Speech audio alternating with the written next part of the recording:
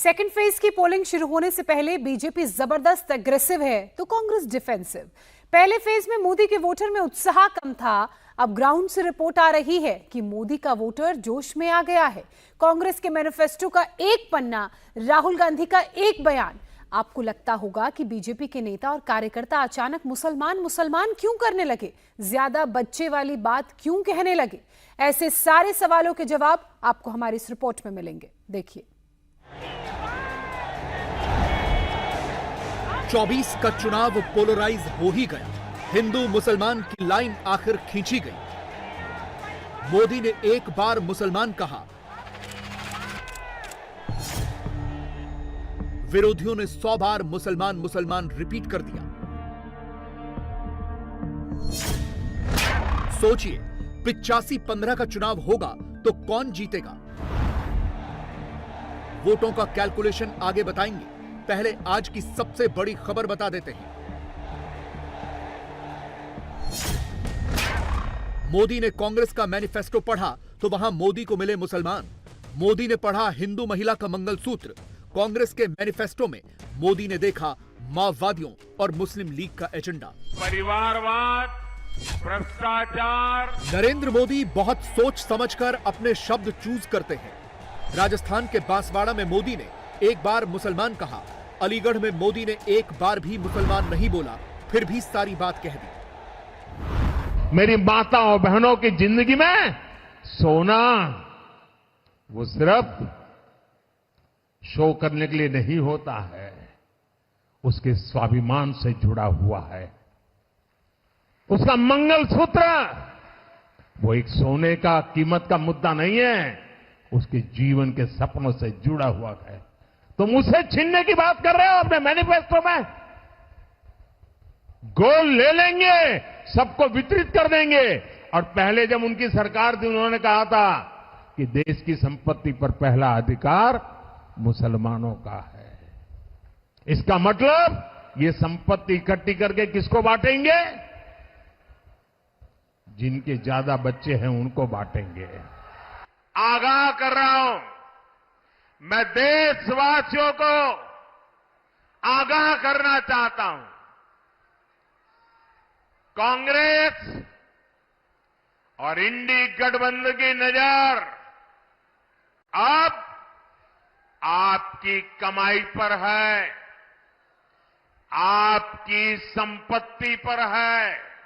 हमारे देश में माताओं बहनों के पास जो सोना होता है, कितना ही कम क्यों न हो, वो स्त्री धन होता है, पवित्र माना जाता है, कानून भी उसकी रक्षा करता है। मुसलमान, ज्यादा बच्चे वाले, घुसपैठिए, माओवादी एजेंडा। प्रधानमंत्री की बातों से कांग्रेस को जबरदस्त मिर्ची लगी। इंडी गठबंधन के नेता तमतमाए घूम रहे हैं। सोशल मीडिया पर वो मोदी के लिए अपशब्द लिख रहे हैं। कैमरे पर आकर वो मोदी को गालियां बक रहे हैं।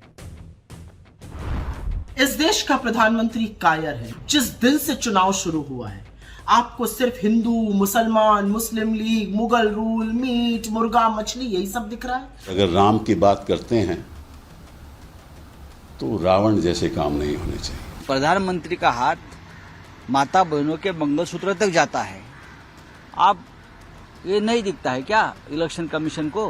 केवल मंदिर, मस्जिद और हिंदू मुसलमान की बात करना प्रधानमंत्री स्तर पर शोभा नहीं देता है। चलिए, आपकी गारंटियां झूठी, आपके जुमले झूठे, आपके वादे झूठे। अब देश को हिंदू मुसलमान के नाम पर आप झूठ परोस कर बांट रहे हैं। He is lying everything. He is entirely misquoting the Congress manifesto. Congress के मैनिफेस्टो में कहीं भी, मैं ये चुनौती करता हूं प्रधानमंत्री को, कहीं मुसलमान या हिंदू कोई इस तरह का शब्द हो तो हमें बताएं। कायर, डरपोक, झूठा, डरा हुआ, रावण, तानाशाह। मोदी के लिए कांग्रेस जो सोचती है वो सब उसके नेताओं की जुबान पर आ गया है। कांग्रेस वही गलती कर रही है जिसे करके वो बार बार चुनाव हार चुकी है।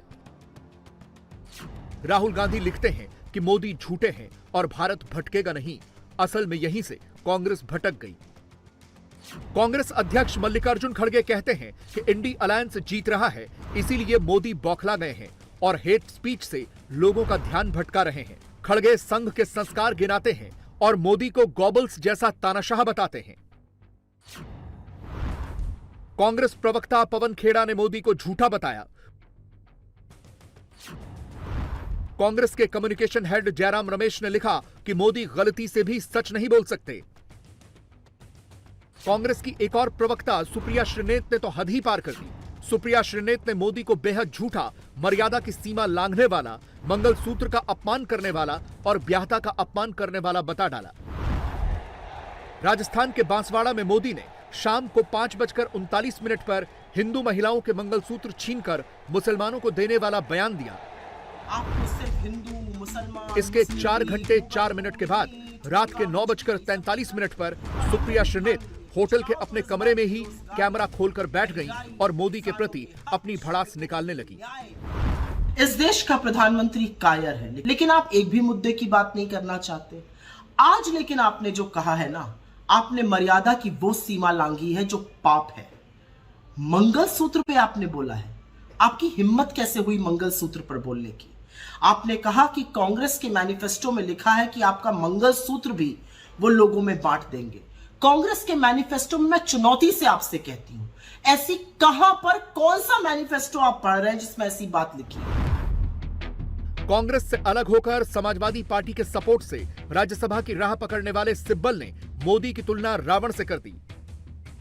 और अगर राम की बात करते हैं तो रावण जैसे काम नहीं होने चाहिए। बिहार से लेकर महाराष्ट्र तक विपक्ष के इंडी अलायंस का हर नेता मोदी को बुरा भला कह रहा है। सवाल है कि यह सब क्यों हो रहा है? इसका जवाब गृहमंत्री अमित शाह ने दिया। अभी अभी कांग्रेस पार्टी को मिर्ची लगी है।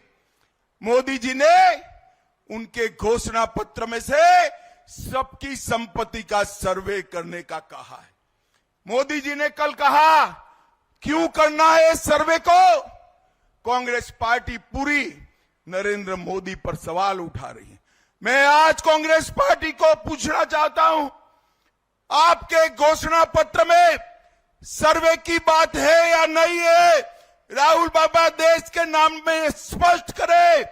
और मनमोहन सिंह, आपके प्रधानमंत्री ने कहा था संसाधन पर पहला अधिकार माइनॉरिटी का है, आदिवासी दलित का नहीं है, आदिवासी दलित का नहीं है। भाई और बहनों, देश भर के मठ मंदिर और सबकी संपत्ति पर जो नजर है वो पैसा कहां जाना वाला है?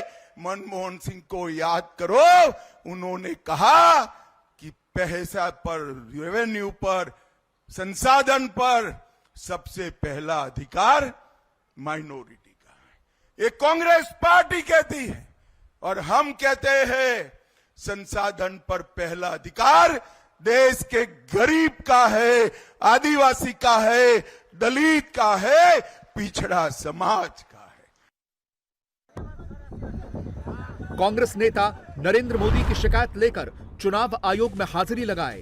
कांग्रेस ने मोदी के खिलाफ 17 चार्ज लगाए हैं। मोदी ने कहा कि माताओं बहनों के सोने पर कांग्रेस की नजर है। कांग्रेस कह रही है कि मुसलमानों के प्रति नफरत फैला रहे हैं। मोदी कहते हैं कि कांग्रेस की सोच अर्बन नक्सल वाली है। कांग्रेस का कहना है कि मोदी झूठ बोलकर चुनाव को भटका रहे हैं। मोदी कहते हैं कि कांग्रेस की सरकार बनी तो घर घर संपत्ति का सर्वे कराएगी। कांग्रेस का कहना है कि पहले चरण की वोटिंग से मोदी घबरा गए हैं। राहुल गांधी की पार्टी के मुताबिक नरेंद्र मोदी मनगढ़ंत बातें बोल रहे हैं और कांग्रेस के घोषणा पत्र में ऐसा कुछ भी नहीं लिखा है जैसा मोदी बता रहे हैं। कौन सा मुस्लिम लीग का इश्यू है उसमें? सबको, सब महिला को 1-1 लाख रुपए सालाना देना, ये मुस्लिम लीग का है प्रोग्राम। युवाओं को नौकरी देना, ट्रेनिंग देना और उनको 1 लाख रुपए ट्रेनिंग के लिए देना, ये मुस्लिम लीग का है। और किसानों के लिए हम उनकी लीगल गारंटी MSP पे करेंगे, ये क्या किसानों का, ये क्या मुस्लिम लीग का है? इनका क्या है? इलेक्शन जीतने के लिए जो करना है वो कर रहे हैं, देश के लिए कुछ नहीं कर रहे हैं। बांसवाड़ा और अलीगढ़ में मोदी के संबोधन को सुनने के बाद हमने कांग्रेस के घोषणा पत्र को एक बार फिर से पूरा पढ़ा। कांग्रेस जिसे न्याय पत्र कहती है उसके 29वें पेज पर पॉइंट नंबर 21 में कुल मिलाकर 17 शब्द लिखे हुए हैं। इसमें लिखा है, कांग्रेस नीतियों में उपयुक्त बदलाव करके धन और आय के मामले में बढ़ती असमानता का समाधान करेगी। इसमें कहीं भी मुसलमान या अल्पसंख्यक का जिक्र नहीं है। इसमें सोना चांदी या प्रॉपर्टी छीनने की भी बात नहीं है। एक समुदाय से छीनकर दूसरे समुदाय में बांटने की बात भी नहीं है। लेकिन कांग्रेस के मैनिफेस्टो में जो बात 17 शब्दों में लिखी है, उसे राहुल गांधी ने 17 वाक्यों में जिस तरह से पेश किया, मोदी ने उसी को पकड़ लिया। राहुल ने 6 अप्रैल को हैदराबाद में कांग्रेस के मैनिफेस्टो को पब्लिक करते समय जो कहा, वो इंडिया टीवी के कैमरे पर रिकॉर्डेड है। देश का एक्सरे कर देंगे, दूध का दूध, पानी का पानी हो जाएगा। భారత దేశం ఎక్స్రే చేసి ఏది నిజమో అది బయటపడాలని మేము కోరుకుంటున్నాము। पिछड़े वर्ग को, दलितों को, आदिवासियों को, गरीब जनरल कास्ट के लोगों को, माइनॉरिटीज को पता लग जाएगा कि इस देश में उनकी भागीदारी कितनी है।